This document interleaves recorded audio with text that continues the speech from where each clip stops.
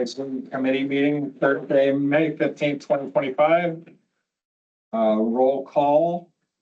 Daniel Krim here, Jen Hanks. Here. Kevin Hayes.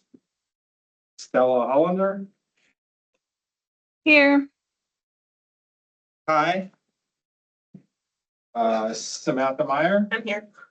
And Val. Hi. I was like, why not? And then. Do I need to announce people in the room, or do you guys want to announce yourselves, or do we need to do any of that for record keeping purposes? We can. Please. Go ahead. Martinez. Morton is transportation planner for the city. Excellent. Colton. Carlton Johnson, transportation planner. Chris Fair, transportation planner with the city. Dave Nixon, project manager with capital improvements. Excellent. David Spence, City Council Liaison to Transportation Commission, Head and Bike. All right. Announcements of the group. Great event downtown for First Friday Art Walk. That was. Stole my announcements. No, go ahead, please. I was introducing you is what I was doing. No, I don't know if folks were able to make it out for First Friday in May. The Downtown Business Alliance and Creative Flagstaff closed Aspen Street between San Francisco and Rue. Did I get that right? The block in front of Heritage Square to cars. So it was pedestrian and bike only. It was awesome. It was packed. It was packed. Very busy. It was extremely busy. I got multiple complaints that there was not enough bike parking. I love it. I love when that's the complaint. I mean, they were good natured complaints, but people did say that like when you have an event of that size, that's pen bike heavy, there's not enough bike racks. Dre and I are going through the data collected by at that event, the survey data now. Preliminary data that I've been sorting is a lot of people asking the city to permanently close that stretch of Aspen to cars. Putting that out there. A lot of strong support for ped and bike only events and car free events, particularly from parents of children for probably obvious reasons that they felt more safe going out with their kids downtown when there weren't cars. So I think that Dre's plan is to send out an email to Downtown Business Alliance and to people who went to the event with kind of the data highlights from the survey. It got about 400 responses, so, which is really good. Yeah. I don't know how big their crowd was. I don't know if anyone actually like captured that, but yeah. Strong support. Once again, gonna reiterate, we're closing that street to cars and possibly other downtown streets to cars. So. And looked like a pretty good boost to the local economy. I know I dropped some money at the Lotus Lounge. I know my kid spent a bunch of money at the candy shop. And there were a lot of kids there because my son ran into like 5 of his friends and they were all palling around. This is really great. I mean, yeah, it was really crowded. I can't believe how many people showed up to that. That was really an outpouring. Really cool. Sam, before we move away from that, you mentioned data points that you're going through. Yeah. Was there anything beyond the survey as far as data collection, or? I think that's it. Okay. Dre and I had talked about potentially doing like a person count with Clicker or something. It's super hard and you gotta have multiple, I had suggested, but I think it just didn't work out, like a bike rack occupancy count would have been cool, but you would have also had to cover a pretty decent geographic area, a couple blocks, because people were definitely locking up around. So yeah, I think just the survey data as far as I know. Great. And Kim had a really cool little setup out there. I don't know. Oh yeah, I didn't get over to it by side.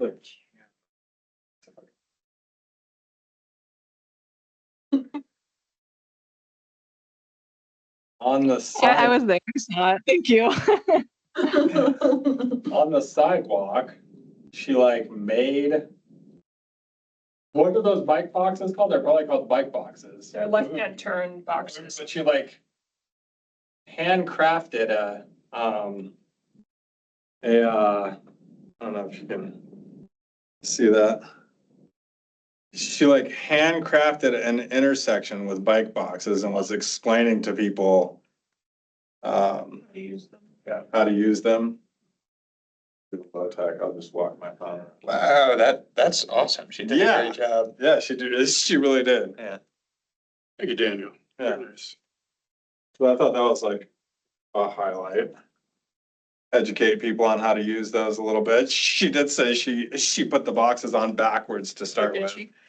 And had a bicyclist come up and be like, that is not how that's, you're gonna get people killed. But it was cool. It was really cool.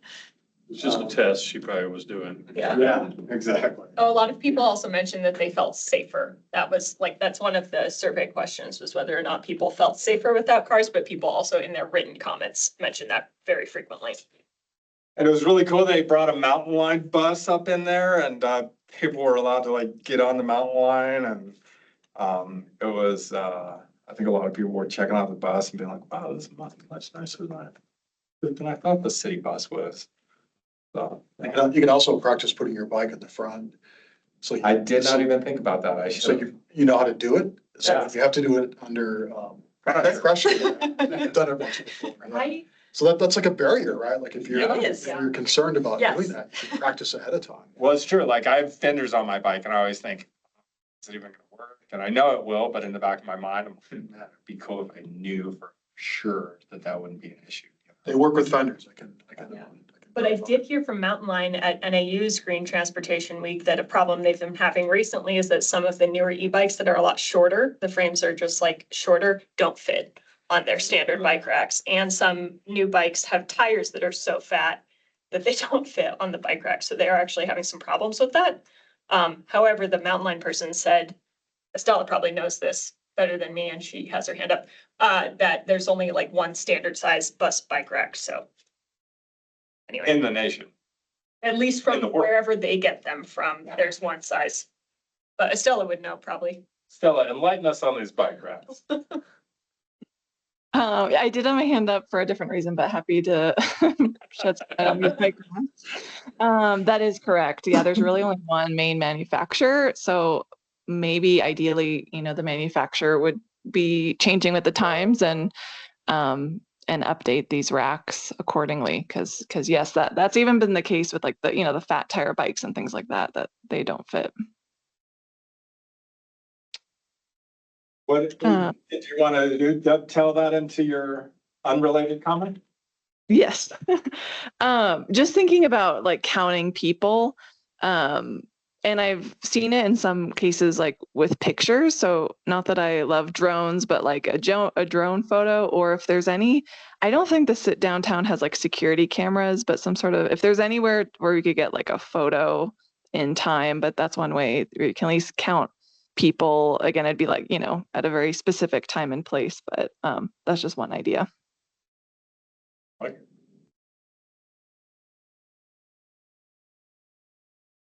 Sam, did you say that when Dre has the results, he'll share them?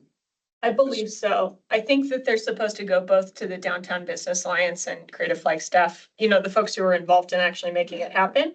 And I believe to people who attended, but I don't know how he's captured that, but I'm sure that, Martin, I'm sure we can get you that data if you would like it. Do you know if the downtown businesses had their own survey? I don't believe so. Yeah.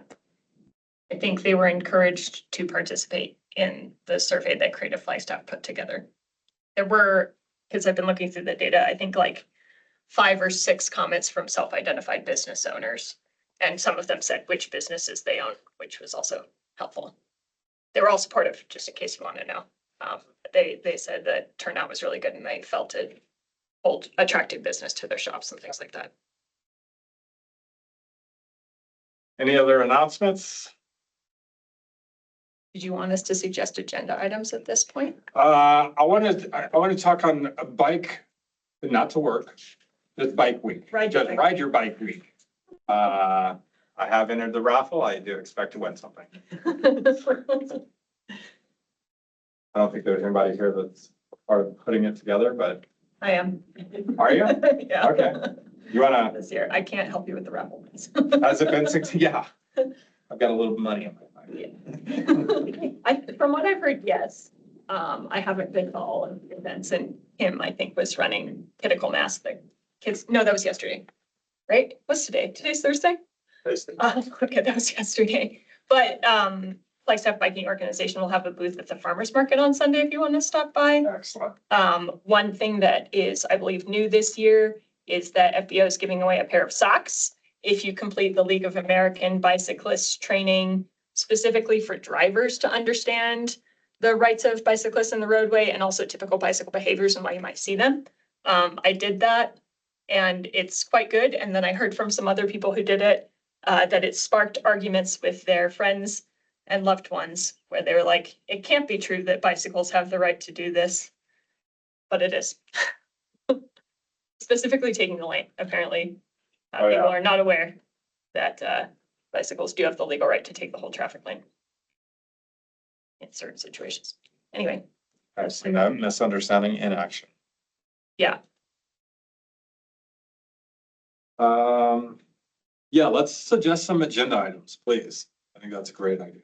Or- There's at the concluding announcement is agenda items for next meeting. Okay. So let's wait till then, if that's okay. The very last. Okay, perfect. That'll actually be good because our discussion might spur some ideas about agenda items. So that's at the very end. Yeah, okay. And I'll try to get better about that, guys. I have not been on the ball with reminding us to come up with agenda items, but I'll try to do better moving forward. Public comments.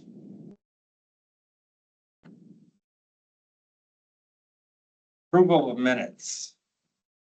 Minutes not ready, but we'll have them for next time. Okay, and I think that you did send out some minutes and we tabled going over them previously.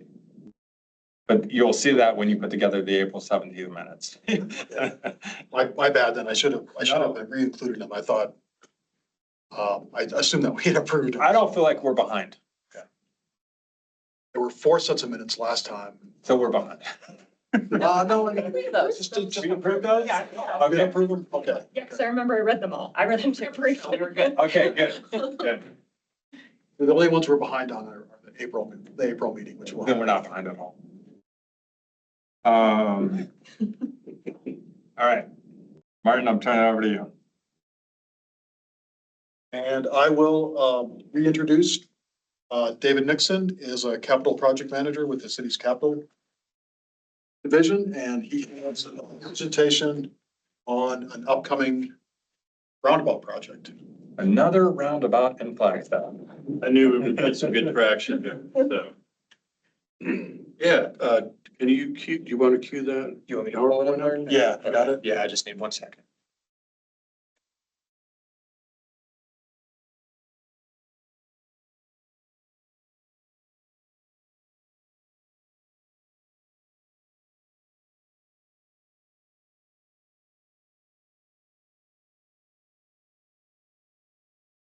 Did anyone here come to the first Friday artwork besides Daniel? And did I see you too, Jen? I saw both of you. Yeah. You were there? Yeah. Did you go? Yeah. What did you think? Oh, I couldn't believe it. And then I was in town last Saturday Mhm. and I guess graduation weekend, and I Yeah. was just like, I live in Kachina, so I don't come into town that often on the weekend. I was very like, wow, town is super vibrant. So yeah, very I love to impressed. see that. I love to see that. Yeah. Thank you, Chris. All right, thank you, Martin. I like to refer to this project, it's the Country Club in Oakmont Roundabout. I like to refer to it as the city's least anticipated project. So basically, we're looking south on Country Club. To the right is the Oakmont Country Club, and then the driving range is on the left. But this project started somewhere, you can click to the next one or leave it there, it doesn't matter, I guess.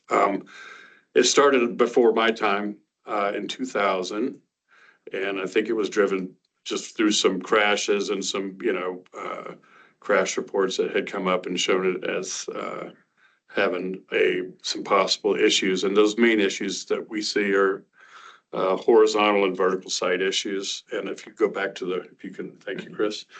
The hill, it doesn't look as dramatic, of course, in this picture, but up by Wyndham, kind of where you see the vehicle at the top, is a pretty good blind spot. And so the vehicle speeds are not conducive to having the blind spot. Also, the way that Oakmont is angled up, there's some other vision problems. So we commissioned a 15% feasibility study to see what some potential options might be. And currently it's a two-way stop. North and south runs free. And so we were just going to share what we found out in our study and kind of what some possible paths forward are. So. Yep. Am I missing something? No, I bumped you to the next one if you're. Oh, thank you. Yeah. Yeah. Keep it moving. Got it. Now you're good. Yeah, no, 100%. Alternatives were maintain traffic movements with just doing basically the big hill needs to come down a foot or approximately a foot to alleviate the blind spot. So one of the plans conceptual drawings was just to leave the stop configuration and lower that hill, which is a good part of the project and the grading. The next one was a mini roundabout. And then the third option was a four-way stop. So the four-way stop isn't warranted, at least through, the foreseeable 2045 projections. The mini roundabout was the one that we want to proceed with as far as the next level of design. So, yep, thank you. And that is just a, 20%, just a conceptual drawing of what WSP came up with on that mini roundabout. And so you can, it's kind of like any other mini roundabout, but you can see that we've got the crosswalks, some of the scoping items we wanted to pick up in there, some, the ADA curves at all the corners. So line of sight has changed a little bit. And then the way that it's vetted out north and south kind of makes that transition a little bit smoother. So that's what the group is thinking at this point. Yep. And how does this tie in to active transportation? I just took a snapshot of our GIS for future foots trails. And our intersection is at the bottom of leg of the, you can kind of see it if you put your cursor on it. Right, where is this one? Yeah, just up a little bit. I think it's up one. Maybe it's not. I can't see that far. So basically the idea would be to provide future connectivity for the park and for future foots trails that are planned in the future. So that lines up. I think it's right. Yes. Yeah, Thank you. That makes sense. Yep. And right now that foots trail from there up is, I guess it's existing, but it's not like a paved or a very improved. Would you agree to that, Martin? It starts at FAC. Yeah, okay. It resembles a narrow sidewalk, not a narrow sidewalk, but a narrow trail, like an 8-foot trail. Mhm. And then there's no trail from FAC across the side of the driving range down to Walnut Canyon Road. Yeah. Or Walnut Canyon, gotcha. Or south of that intersection either. Okay. And then the other, and Martin or even Chris, you guys are much more, have a deeper knowledge on section 20, but I just kind of wanted to briefly mention section 20 on the next slide and what could possibly happen. So section 20 is obviously the vacant, squarish looking parcel, and we're right in there. And so, that, Chris, do you want to help me here? Yeah, I'm happy to talk to it a little bit. So if you're able to see where my cursor is now, this is the existing Country Club Oakmont intersection.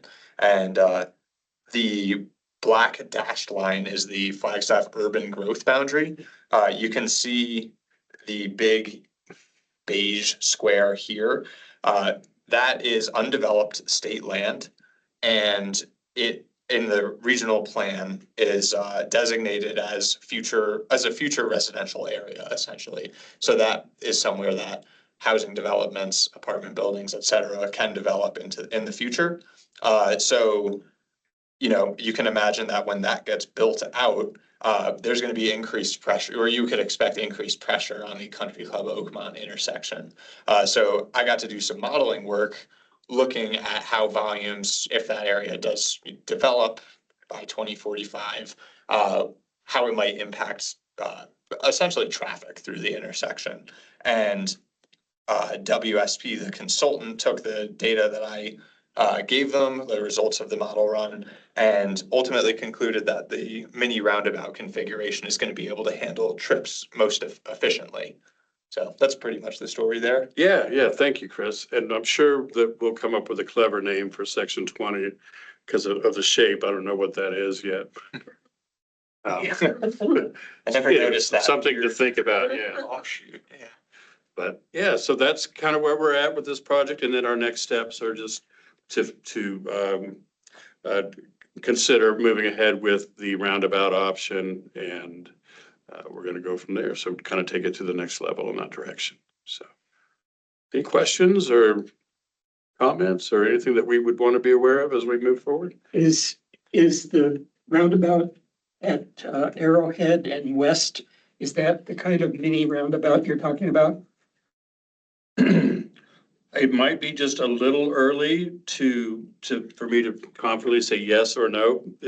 But I believe it is on the, hence the name mini, but I think it is similar to that one, and I can't recall that one in my We could take a look. brain. Yeah, but we could certainly take a look. And I think that there was one that we had looked at during design, and I think it very well may have been that one. Is that the same one that they have over on the south side of the tracks on the other side of 66? What's that neighborhood called? Plaza Vieja has a bunch of those. They do, yeah, behind Natural Grocers, kind of. Yeah, Plaza Vieja has a bunch of those. Okay. Those are something different. Those are traffic circles. So really it doesn't change the outside configuration. Okay. The intersection is a small circle in the intersection Okay. versus like, even this is a small one, but you can see that it changes the outside kind of perimeter of. Well, and this one's a three-way. This Yeah, one isn't I like really it that a four-way. lot. How do you like it as a cyclist, that little? I mean, for that specifically, there's a bike lane on Arrowhead that I almost never ride in because I tend to be there on Tuesdays, which is trash day, and it is always obstructed, just as a side note. Yeah. So I just take the lane. It's fine.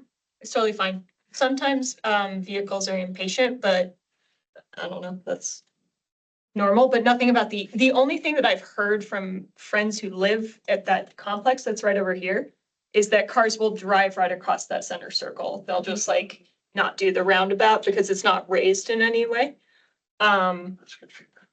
Yeah, so that's the only thing that I have seen occasionally and heard from people in the neighborhood. If you want to, we could look at the one on the Mesa as well at Gemini and Pine Cliff. Yeah, that'll spill your coffee though, I would imagine.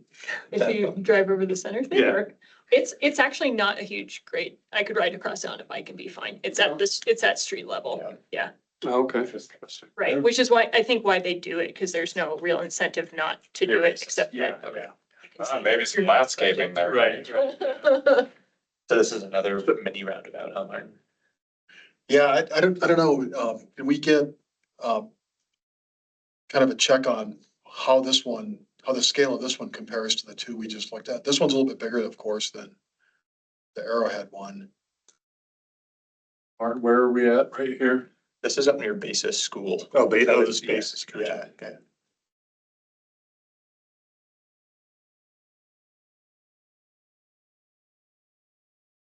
A lot of weather changed. This one, this one is bigger, I would say, than the west and Arrowhead.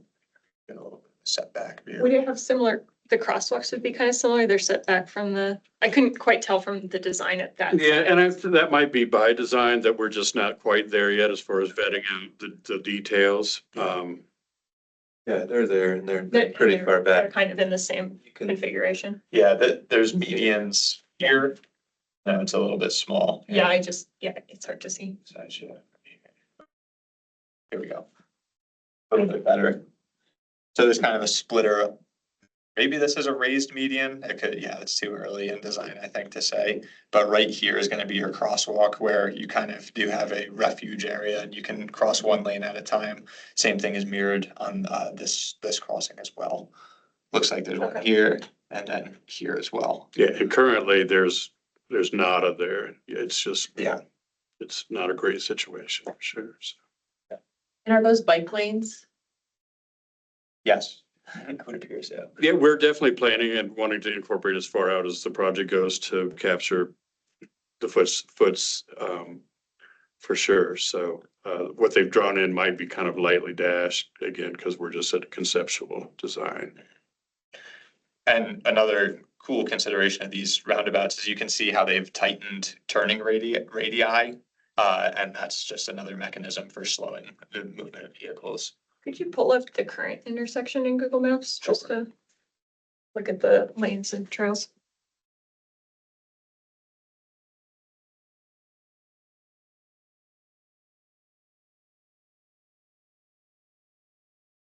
This is-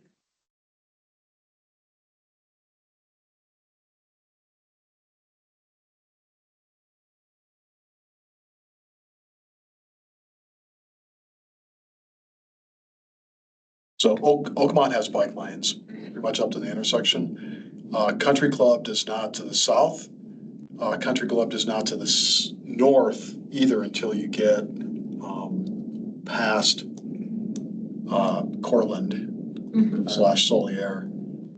Right. And Old Walnut Canyon does not have bike lanes.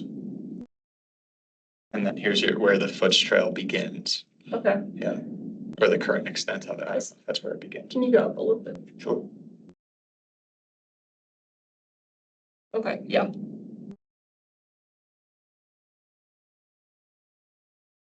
And go all the way up to Cortland if you don't mind, and you can see.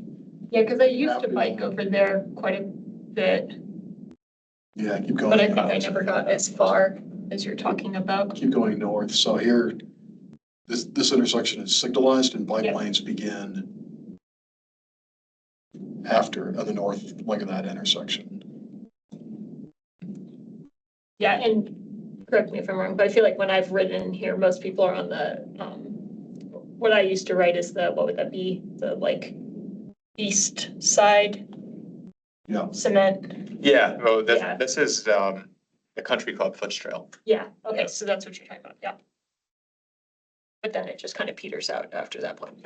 Yeah, especially to the south. Yeah, it does. And there's a lot of recreation access here. Like, I think that that's probably the most popular use of this intersection is people accessing golf, accessing the parks, The ponds, the parks. Yeah. the trails, Campo Yeah, Mesa is out that That's what I way. was just thinking, yeah. Yeah. Okay, well, great feedback and appreciate it. I think it'll work. And I could see if they got a bunch of residential housing down here that people would never be able to get out of these intersections. Yeah. Yeah, and I guess in complement to that, so we don't have to go into it too much, but this is section 20. You can see the state land. And this is Butler Avenue. So the proposed development, so I guess the regional plan actually calls for the extension of Butler Avenue through the swath of land. And a lot of trips utilize Butler to get into town, depending on where they're going, of course. One quick clarifying question. So the design could potentially include the creation of bike lanes or could not at that intersection? Could, or it's just like the hope is that it would connect to future other unrelated. Yeah, like any roundabout, the roundabout won't have bike lanes, but it could have a bypass for bikes Okay. on a wider sidewalk / foots trail to get around it. And then I think, like, if we zoomed in that image, you can see, like, going to the north, that after you clear the roundabout, it transitions you back into on-street bike lanes. Gotcha. Now the question is, like, that's just at the intersection, those bike lanes don't exist from there up to Cortland, so. Right. that would be kind of a question of how that gets completed in the future. The nice thing is there's we have a lot of real estate, kind of more than we need, especially as it goes to the north. Mhm. So it's definitely, as far as easement and what we have to work with, it seems like it's gonna align very Yeah. well. Okay, cool. Thank you. That section of Country Club has been kind of a corridor that we've identified because it's missing sidewalk on the west side. It doesn't have bike lanes. It has a foots trail that is a little bit awkward. It's narrow and the alignment is not particularly good on the east side. So what to do with that corridor in the future has been kind of a question that we have not answered. The reason that it's important is that's kind of the way out for most of that neighborhood, Yeah. like in that area. Country Club, as a neighborhood, does not have sidewalks through it. It has bike lanes on some of the bigger streets, but not all of them. And so if we can address this segment from Oakmont up to Cortland, then that's at least a part where if people can get to there, they have a more comfortable way to get out of the neighborhood. Whereas if they get there now, it's still lacking facilities until they get much further north.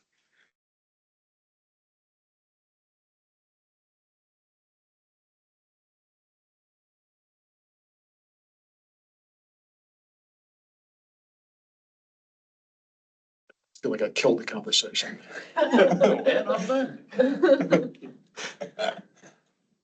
No, I'm thinking, I ride out there sometimes and it's always like, I don't go the same way to get out there all the time, but like it is kind of uncomfortable. Like Super there's always an uncomfortable. uncomfortable spot when you're trying to get out Yeah. there.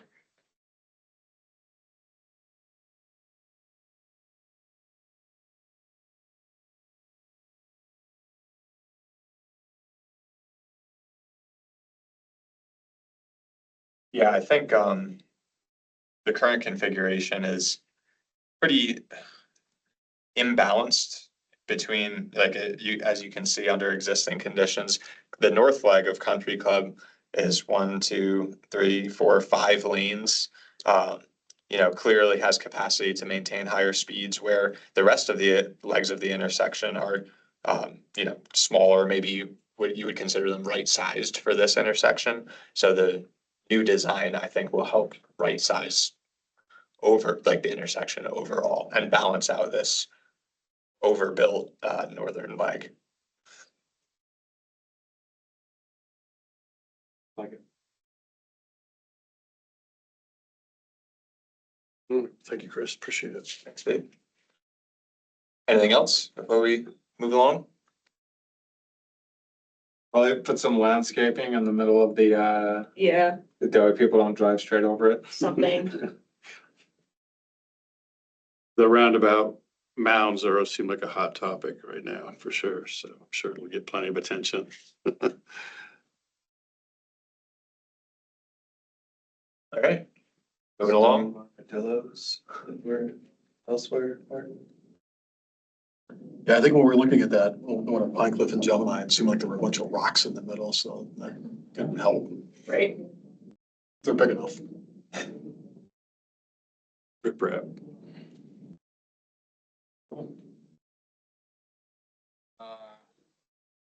Are we moving up? We were promoted to silver in 2010 from bronze.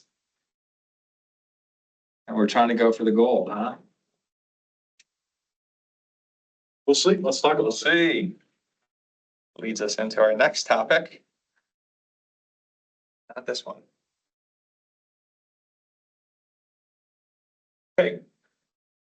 So as I think that we've touched on briefly in reports, we are well underway with submitting a new application to the League of American Bicyclists Bike Friendly Community Program. In 2018, the city submitted and earned gold or silver status. So here's just a little bit of a background about the program. The League of American Bicyclists has been using the BFC program to recognize communities across the U.S. For providing safe accommodations for cycling and encouraging cycling for transportation and recreation. Since 2003, over 870 communities have applied, 460 communities have been certified, and our current status is honorable mention silver. This is because when you apply and are awarded, that only lasts for 4 years. Anything beyond that, you're just considered an honorable mention. Our application was in 2018, so we're due for renewal. So that doesn't mean that we're really close to gold last time. It just means that we're now lapsed. No, it doesn't. Well, we're gonna get into that. We're gonna get into that. Positive framing. Yeah, I read honorable mention and I thought, well, we must have been really close to gold. That's what it sounded to me. No, it's just because we're outdated at this point. Okay. There was with the pandemic, there was a grace period extended for communities reapplying, and we're at the tail end of our grace period. All right. For renewing our application. Yeah. We're gonna slide it right in there. We're gonna slide it right in there. Yep. Some more information about the program. We talked about applications valid for 4 years. The levels that you can attain are platinum, gold, silver, and bronze. And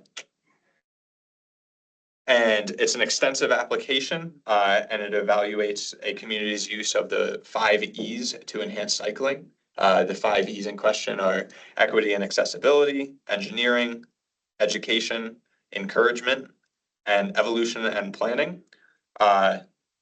If you're familiar with the 5 E's, you'll notice that enforcement is not on this list and it's been replaced by encouragement. I think that that's something that they implemented since our last application, actually. So it does change some of the questions and responses that we may have provided in the past. Don't most of these terms get your federal grants rejected these days? We don't need to dive into it. The league is a private entity. Yeah, this group. Which I'm guessing has never relied heavily on federal funding to operate, so. I was just making a general, I saw equity on their education. So is there anything we can do as a commission to kind of bolster our? So we'll go through, towards my last slide is we actually got a report card in 2018. And it shows us what we did well and where we can grow.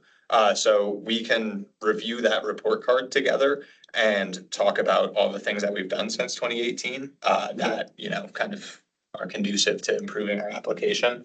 I mentioned that it's an extensive application process. It's nearly a 70-page Word document with a lot of check boxes. Then we've been working collaboratively with Kim Austin of Metro Plan, Martin, and a representative from Transportation Engineering.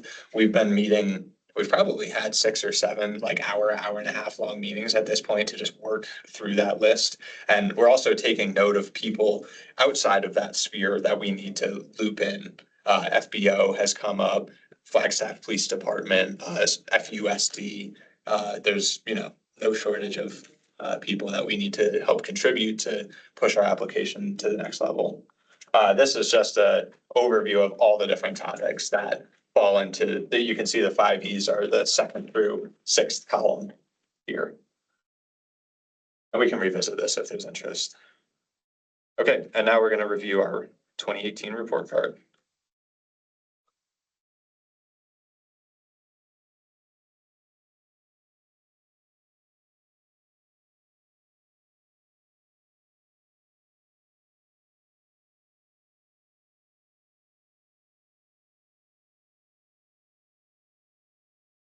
So we can just take this a little bit at a time. We can see some things have changed. This was submitted in fall of 2018 and it earned us a silver status. Our population was approximately 5,000 less people at the time. So we've grown to around 77,000 now. So population density will be changed slightly. Area will largely stay the same. We have the League of American Cyclists recognizes bike-friendly businesses. It looks like there were 2 at the time. I'm not sure if that's changed since then or who these businesses are. Can you speak to that, Martin? We can look it up. I'm gonna say, one is Mountain Line Mhm. and one is Absolute Bikes. Gotcha. Interesting. And you can see there's one bike friendly university. I'll let you determine who that might be. I'd like to guess at that. Yeah. So here we have I guess they break it out into 10 building blocks of a bike friendly community, and they compare an average gold recipient to what our application was scored as. Feel free to, take a look. You can see we were generally ahead in high-speed roads with bike facilities. Somewhat significantly ahead in total on and off-road bike network mileage to road network mileage. Bike education in schools, we received a needs improvement grade. For share of transportation budget spent on cycling, we were a bit below average. It'll be interesting to see how that's changed since 2018. Bike month and bike to work events, we were rated very good. Bike advocacy group, we do have one of those. And then bike advisory committee, we also have one of those, meets at least once a month. Laws and ordinances, we received a grade of acceptable. And bike plan is current and being implemented. In 2018, we were under development, but That can put yes there. yes, sir, with the ATMP. This one is also warrants some attention. We were one bike program staff to a population of 72,000. Now we have grown to 3 to 77,000. So that we actually fall below that or above this threshold of we're closer to 1 per 26,000. Starting to get my hopes. We can move on to these category scores. This is just overall responses to their very long application.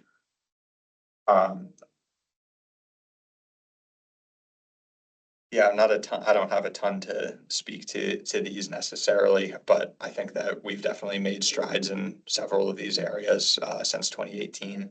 I don't know that it's super transparent how they got this. Yeah, exactly. You have to review, you could review the questions for each one, but Do you know what the time period is for crashes and fatalities? Because not at a glance, as far as this report card goes. I might be able to, as we work through that section of the application for this cycle, I might be able to have a better idea, or we could revisit it's interesting to think about how they want us to calculate that. It could be different than what our, the ATMP does or our annual crash report does. it just says per fatalities.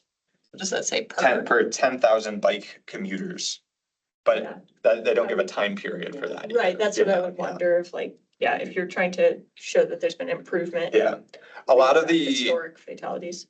a lot of the questions that we've answered to this point are generally referred to the last 5 years. Okay. So we have had, this will go up from that because we have had bike fatalities in the last 5 years. Whatever their methodology, they're doing it consistently across communities, so that point of comparison is using the same. Right, yeah, I was just curious because, again, I would think you would want to try to assess if things have improved or gotten worse, which means you'd want some sort of consistent time-based metric to facilitate that. And then they give recommendations for how to achieve gold status. I can pull this up. And that's specific to us. This is specific to us, yes.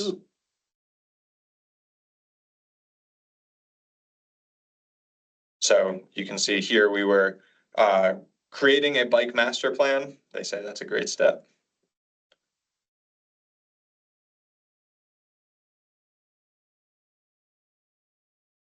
I don't believe that the city has formally adopted the NACTO Urban Bikeway Design Guide. Martin, have we officially adopted the AASHTO bike to bike facilities? For foot trails at least, yeah. Interesting, okay.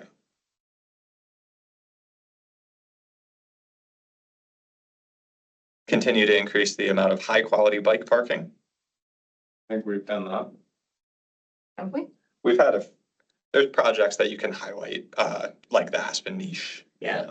And there's 10 bicycle parking spots in the disc golf courses that didn't exist previously. That's a good point too. Yeah, I do think that we have kind of moved through that point in the application and we did capture those as well. I don't think it was in 2018. No, I mean, in our. Oh, okay, good. Yeah. In the new one. Okay, So good. Daniel, can I ask you, is that at DG at Thorpe or McPherson or? Thorpe and McPherson, we've got 5 each. We used a neighborhood grant, our disc golf club did, about a year and a half ago or so. Sweet. Yeah, they're awesome. They are We awesome. had Like, them, made by Mayorgas Welding. Yeah, they're really cool. As far as expanding bike safety education, Kim has been great to help us out with all the work that she's done in recent years, to help round out our application on that end. Expand bike education opportunities for adults. I would say that this has, like Kim speaks to this as well. She's the best resource for it. She's currently putting together a cycling for seniors, I guess just course, safety bike riding course that's going to be hosted at the Montoya Center sometime in June, which is cool. It'll give us new league certified instructors an opportunity to, put our certification to the test. Yeah. Would be some use.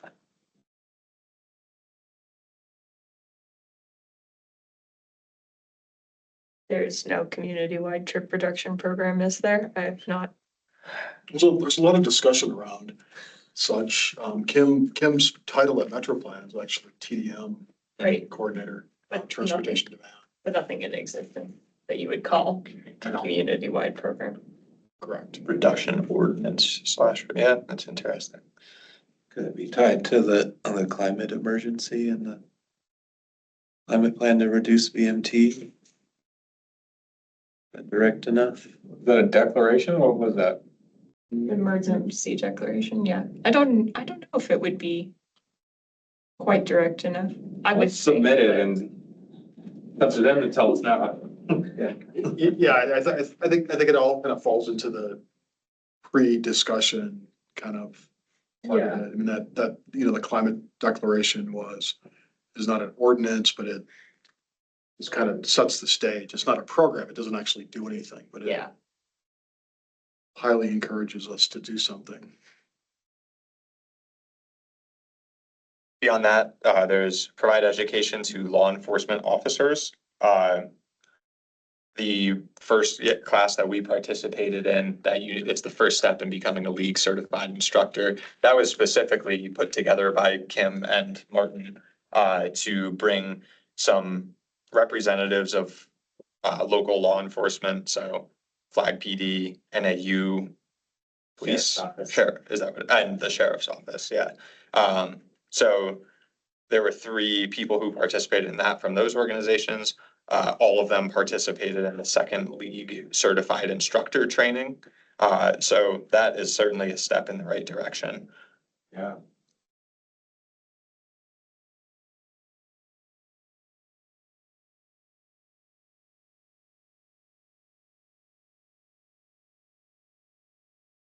And then as far as development of a coordinated and comprehensive Vision Zero program, I don't know if that's necessarily something will be in place as of the submission of the application, but the city has budgeted $250,000 to create a Vision Zero plan, and that money is being leveraged towards the creation of the Safe Streets Master Plan, which is supplemented by the Safe Streets for All grant and is scoping is well underway for. So progress in that sense. Yeah, it seems like we have more to say about almost every one of these bullet points. except trip reduction. Just don't think that's happening. I do think, I heard the League of American Bicyclists present about this at the bike summit, and they did actually call it Flagstaff specifically. Maybe I mentioned this. Because as a state, one of the things we could do to get a better score would be a complete streets policy or like a safe streets policy. And apparently Flagstaff is the only community working on one right now. What they said. I don't know. You're looking at me like that's not true, Martin. Yeah, there's some context here. This is all I have in my notes. It says statewide complete streets policy, none in AZ, but Flagstaff is working on it. That was what the person said. It would be part of the Safe Streets Master Plan. That's what I thought. Yeah, Yeah. that's what I assumed. I thought other jurisdictions, like I thought Phoenix had a complete streets policy. Maybe not. That's what Okay. this person said. I don't know. And I believe Metro, Maybe counties do and no cities, is that a technicality? Don't know. This person could also be wrong. That's what I wrote down. I believe Metro Plan has taken steps towards formal adoption of a Vision Zero policy. But somebody from their organization would be able to speak to that better than me. We amended the active transportation master plan in July of 23 to set our goal of zero fatal crashes for pets and bikes, zero fatal serious injury crashes for pets and bikes, Yeah. which passed muster as a Vision Zero policy for the Safe Streets for All application for the Safe Streets Master Plan. For the Butler Avenue complete streets, I think that was ahead of that. Oh, okay, And yeah, that thank was, you. yeah, and that was adopted by council as well, the amendment specifically, so. But yeah, so that's sort of the status of our ongoing application. It's a lot of work. We have more to do, but we've made good progress so far. Are there any questions or comments related to the application? Is there any place in the application where you could mention the police department using bicycles? That's a good question.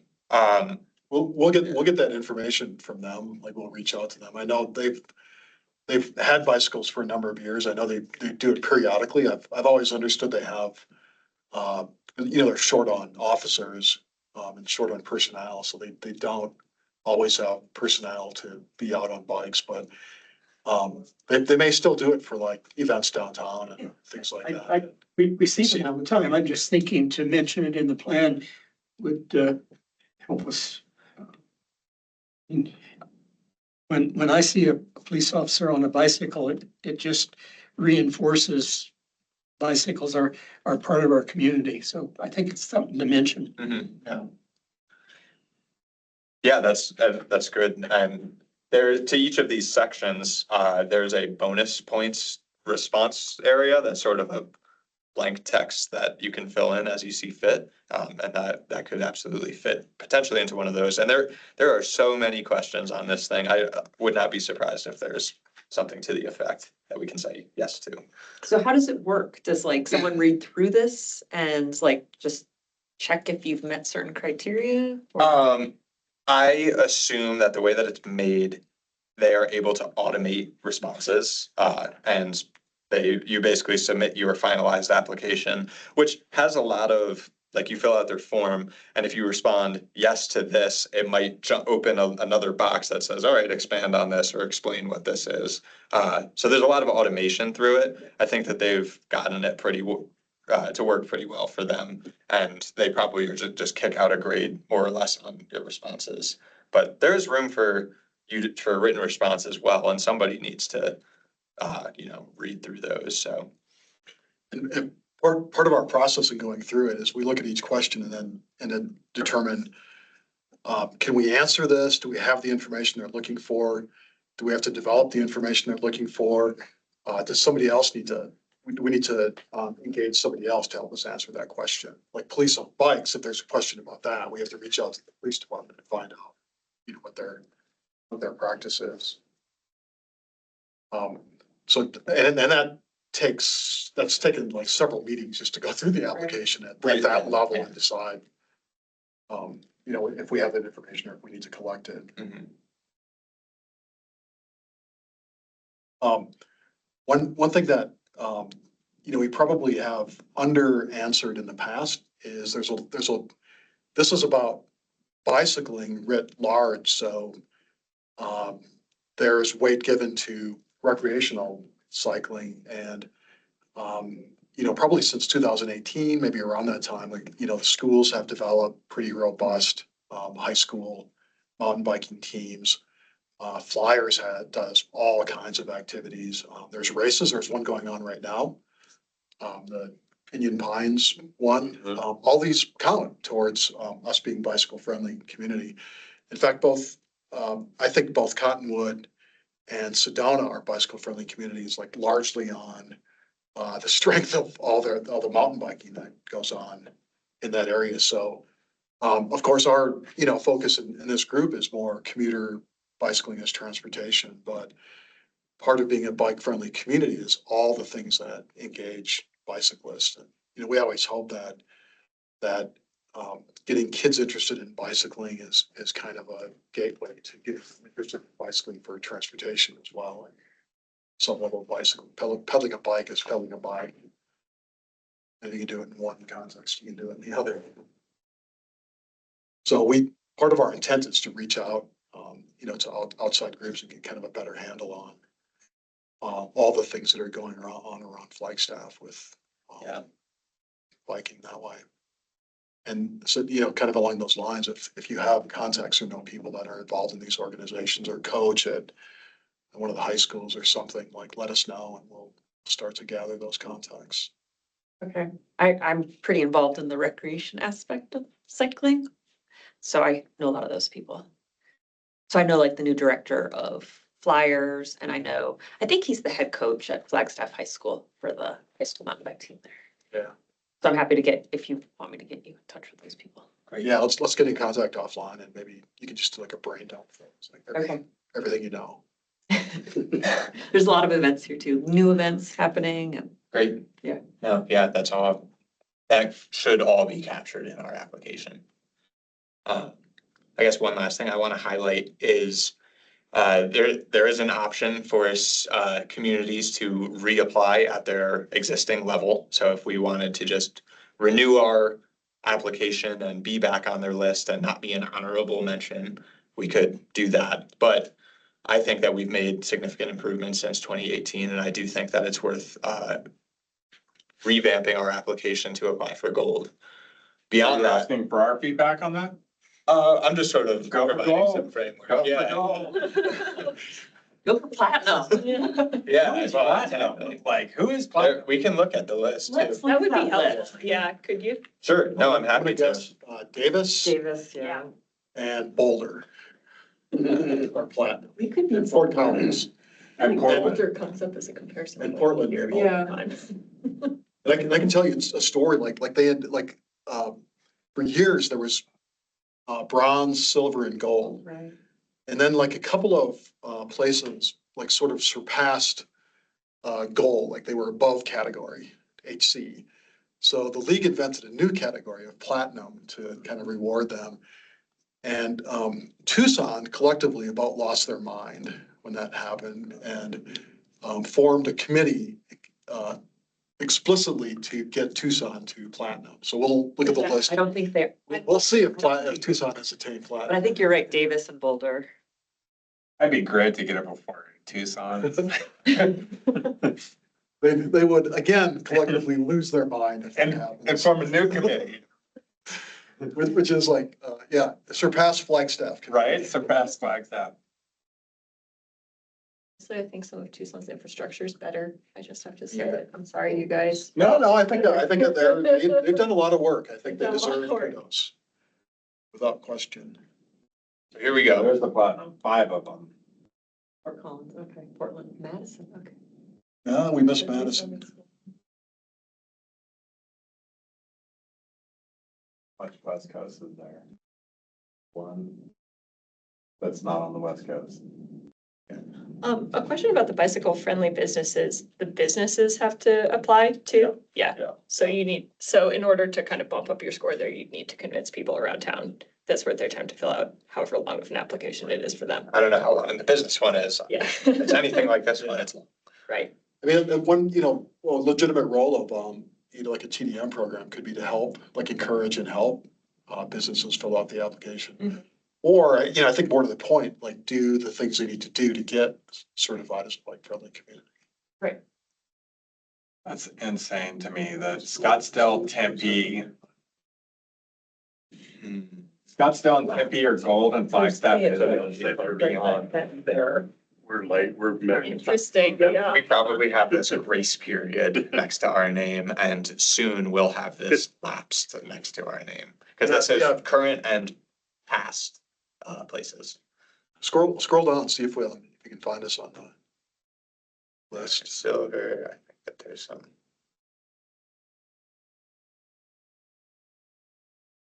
Flagstaff, silver grace period, 2016 to 2022.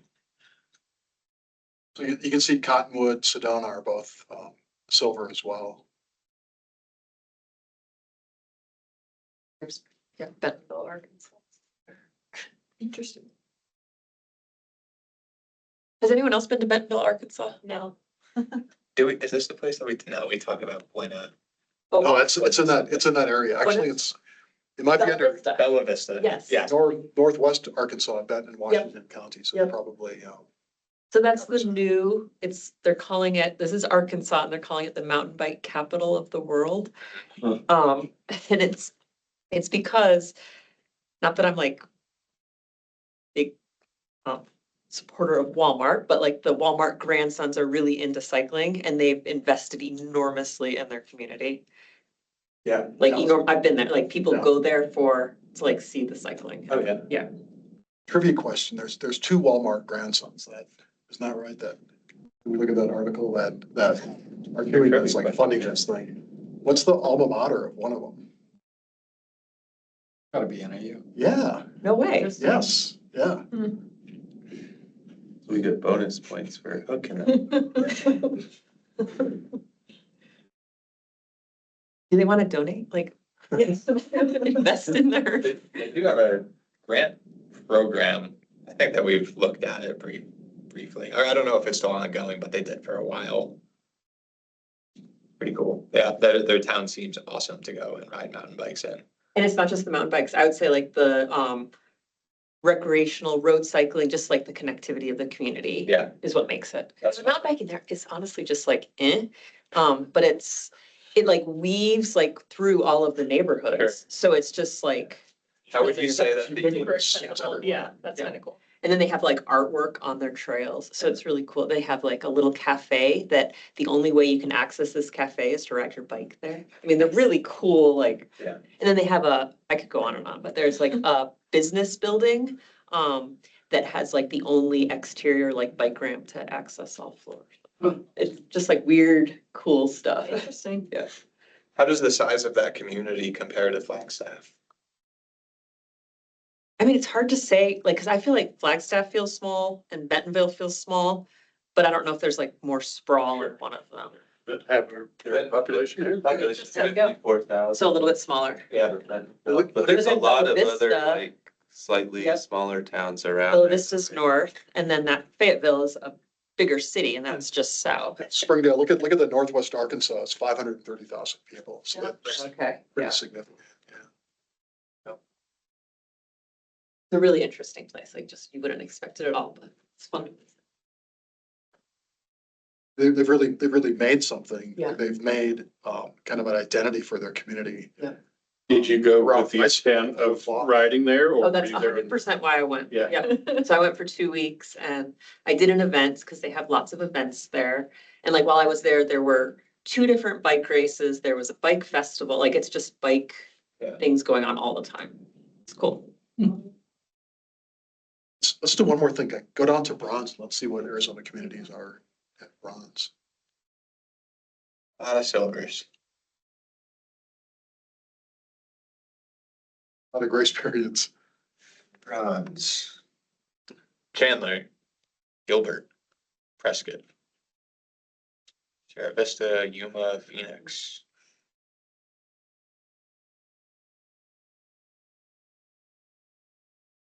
I like to be bronze, you don't have to be very good. Yeah, a lot of those places.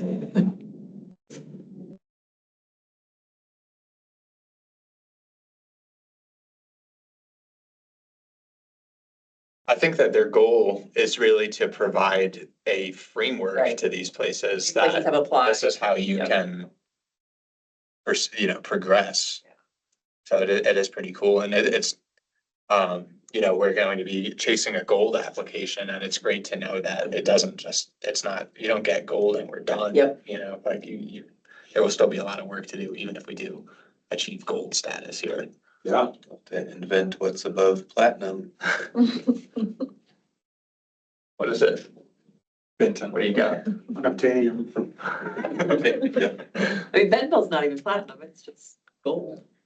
I think Progressive uses Crown as the top tier. There you go. It feels like they should have used steel, aluminum, Carbon vanadium, fiber. carbon fiber. Yeah. We can argue about those levels. Yeah. Guessing somebody's gonna argue that steel should not be at the bottom. Sure, John. Steel logged at the very bottom. Going back to Daniel's question, what do you need from us? Really, I think that this was just for information and discussion. Do you have anything beyond that, Martin? Except for us to keep meeting monthly, which apparently is good. Yeah, we'll keep that up. Don't dissolve. Yeah, We barely made a quorum this month. We've got to step it up. and also just the conversation about, we aren't always tapped into the recreational events and groups.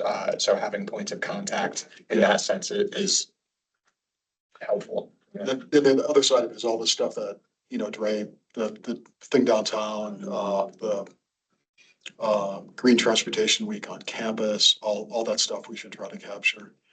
What we might do is, we can look through the application. There are fewer essay questions on it than there used to be, but I think there might be some questions at the end about like what are the top 5 things that you're doing that make you deserve bike-friendly community? Yeah. Or what are the top 5 things you need to do, and having like some people sort of sit, kind of discuss that and Yeah. round out some ideas would be helpful. And we only have one more meeting before this thing is due too. Yeah. Really snuck. We can, pull people in off, outside of this meeting format as well. As like Yeah, quorum rules. along the recreation, I know like mountain bike infrastructure, they've built a ton of trails in the past couple of years here. Mhm.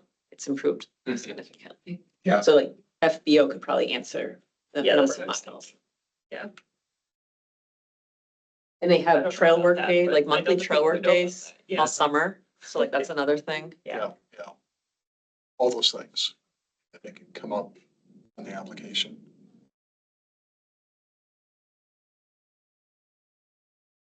Anything else before we proceed? That was awesome. Yeah, thank you, Chris. Exciting. Really excited. Well, you did. Concluding general business? Are you gonna conclude some general business? Is there anything you guys have some updates on any of this? What's going on with the micro mobility share? Reporting, start with the top one. I sent out an email from the Coalition of Arizona Bicyclists. Mhm. I do So put they, that on my calendar. they began a discussion of kind of what would you call it, a strategic plan? Yeah. Path About the forward, organization, yeah. what the- legislative.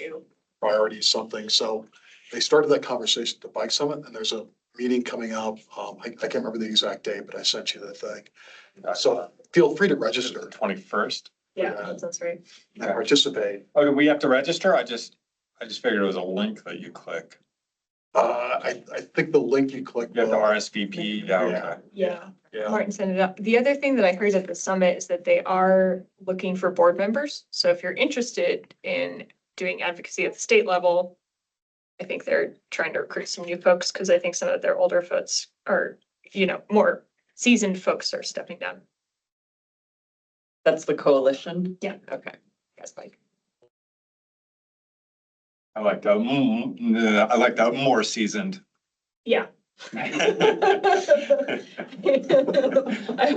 not trying to make judgments on people's age. The longer involved people.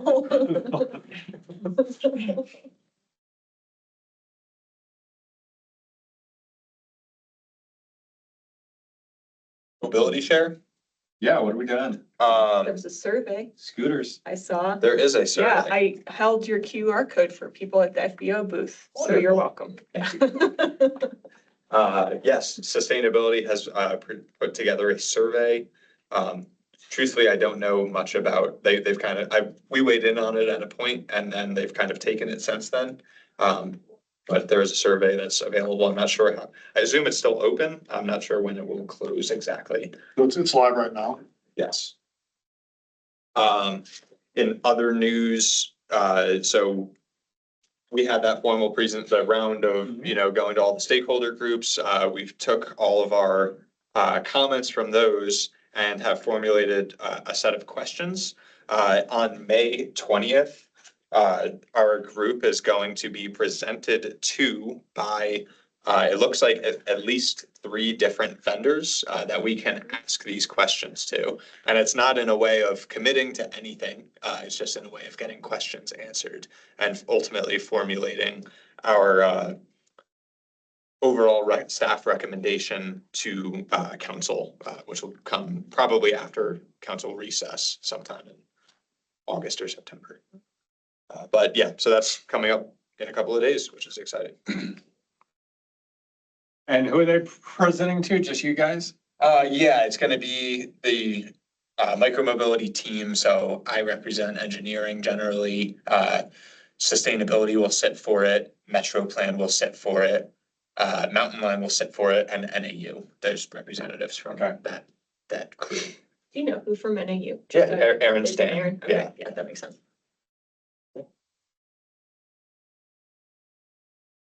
Back to you, Martin. Oh, I'm gonna kind of pick and choose from these.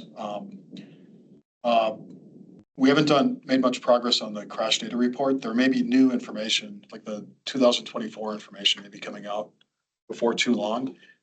If it does, we may just pause that for a moment to incorporate the latest data. Trip diary survey, we talked about a little bit at a previous meeting. We've pulled some information out of that.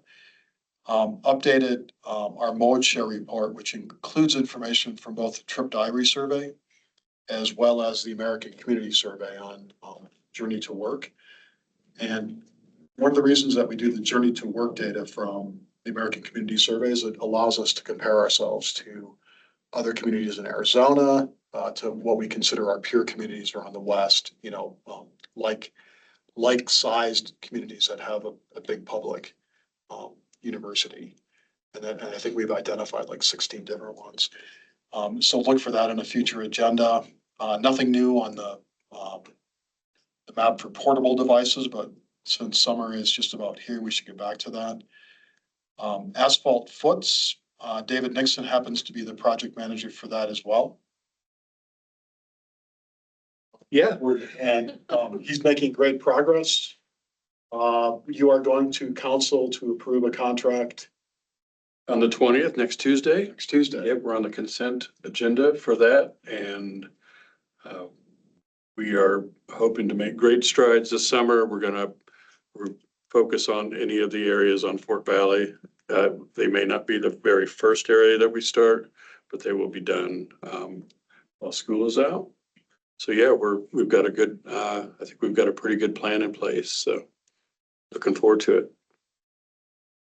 Yep, and that's been a lot of work in a short time, and you've done a good job of making sure that we're staying on track to get some stuff done this summer.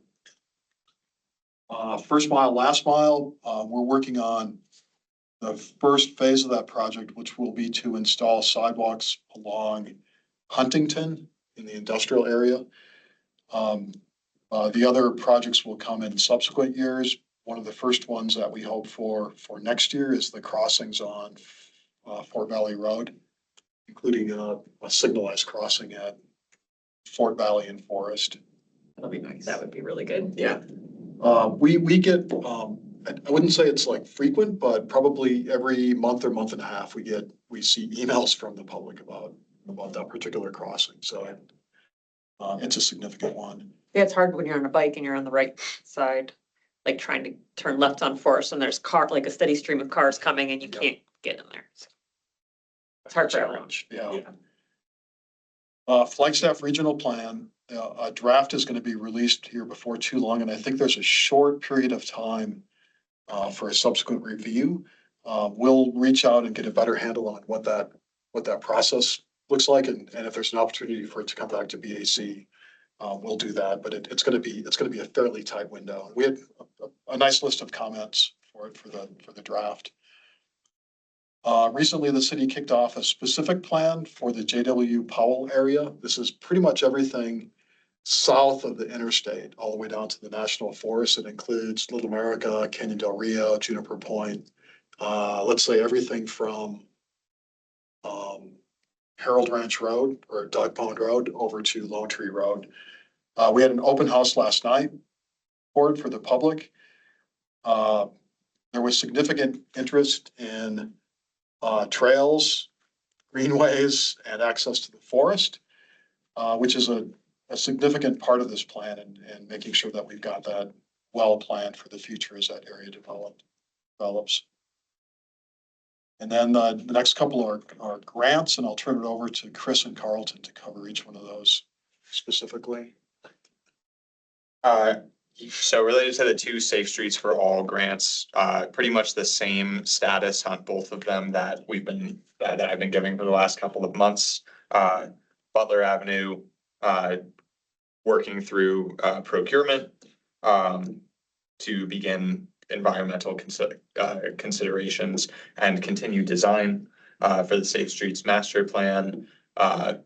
A lot of progress through the scoping team and the greater stakeholder list that of everybody who is interviewed, the 30+ interviewees. We dialed in our internal scope and sent that out to the greater group, and have been getting a lot of good feedback. We're kind of asking like, yes, and if no, why, so that we can get this thing, keep pushing it through. Still more or less on track to to go out to procurement in early summer, late spring. Back to Carlton. Sure, yeah, safe routes to school. It's still generating background conditions before we create solutions.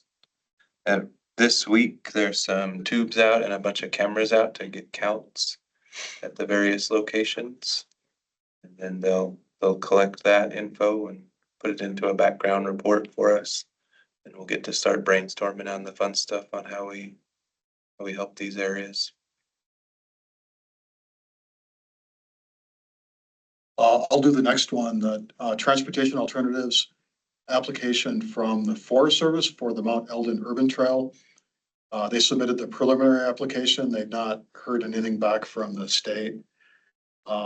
We met with them yesterday and talked about some potential connections into the city from that planned trail. And there's 3 or 4 different locations where their connections can be made into town. So Chris will cover the rest other transportation alternatives part, but last week, preliminary application was due. The state reviews that, gives you feedback, and then the final application is due May 27th, so coming up. So they're in the same process that we're in for Fort Valley, which Chris can give you an update on. Yes, so transportation alternatives, Fort Valley Road Mobility and Enhancement Project. We came to BAC last time and asked for a letter of support and gave background on that project. The application process through ADOT has been kind of a wild goose chase. It's, so we are applying for, or we intended to apply for 60% design. A lot of back and forth between us and ADOT and Metro Plan, and the filling out the application there's just some disjointedness with the application essentially. But we have received good feedback from Metro Plan, who's our best point of contact for helping work through these things. And we're proceeding with our application, hoping to get some level of design completed for this project. The letter of support, thank you, Jen, for getting that together. I think it looks great. And we'll pass it to you, Daniel, just to give a final official signature on. Yeah. I realized that we hadn't done that yet today. So I'll get that directly to you this site tomorrow. Yeah, I got, one letter of recommendation that went to my spam folder. It's a bad experience for me, so I will check my spam folder more regularly. All right, sorry about those now. It's okay. I think we made it in there anyway, right? Yeah, I hope We so. did, yeah. Okay, great. When do you hear back about these? That's an excellent question. Probably during the summertime. ADOT has a history of just getting back to you when they get back to you. Creating their own timelines. Yeah, I think that's a good way to put it, so. They have a statewide committee that's gonna convene at some point to review all of them and make the recommendations, but I don't know when that happens. And what is good is that our primary point of contact at Metro Plan sits on that Transportation Alternatives Board as well. So she's a great resource, and we've had a lot of back and forth about the state of the application, and she's just a very good person to talk through with. So she's in our corner for sure.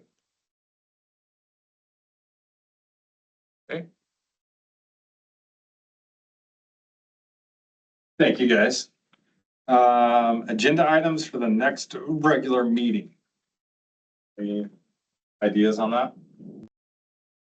You had a couple meetings ago, several meetings ago, talked about how BAC used to kind of go out into the field to either collect data or to kind of review areas. Talked about that. Be cool to do that again. Where would you like to go? I don't know if I have anywhere specific. You guys tell us where we should go. But either data collection or just kind of review. I feel like we haven't done that in a few years. And I don't know if it was during our normally scheduled meetings, so obviously it's an additional logistical hassle, Yeah, but that would be neat. Okay, we'll give that some thought. If you have any ideas about things you'd like to see, either, let's go look at the Lone Tree construction. I have been biking through those. doesn't look like much yet. Yeah, I go the back way through campus behind REI. It's okay. We could do that, like think about that, or like the Beulah University roundabout might be one. We could look at places where foot trails are planned. To review that, like, the JWP area comes to mind. That would, We I think that would be cool if Would there's be helpful. We anything could, that's coming up. Yeah, think of maybe a couple things that sound like they might be good and then send them on to the group. Yeah, I like that. So you want to put an agenda item of brainstorming field trips? Yeah, that'd be cool.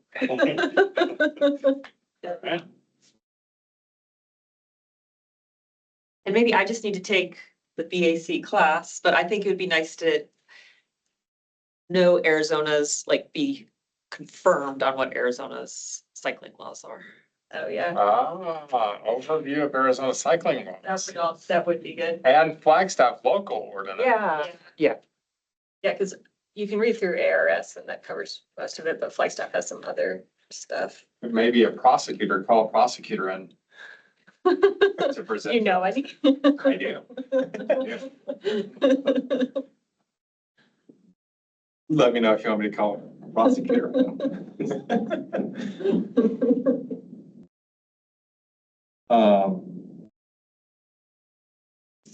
Stella, you're always good for an idea or two.